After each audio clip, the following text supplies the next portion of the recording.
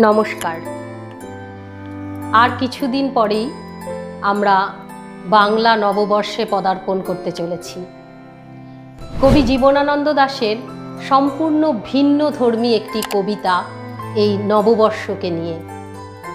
তাই আপনাদের কাছে আমার ছোট্ট নিবেদন, কবি জীবনানন্দ দাশের কবিতা বর্ষ আবাহন। ওই যে পূর্ব তোরণ আগে, দীপ্ত নীলে শুভ্র রাগে, প্রভাত রবি উঠল জেগে দিব্য পরশ পেয়ে। নাই গগনে মেঘের ছায়া, যেন স্বচ্ছ স্বর্গ কায়া, ভুবন ভরা মুক্ত মায়া, মুগ্ধ হৃদয় চেয়ে। অতীত নিশি গেছে চলে, চিরবিদায় বার্তা বলে, কোন আধারের গভীর তলে রেখে স্মৃতি লেখা। এসো এসো ওগো নবীন, চলে গেছে জীর্ণ মলিন, আজকে তুমি মৃত্যুবিহীন মুক্ত সীমারেখা। নমস্কার।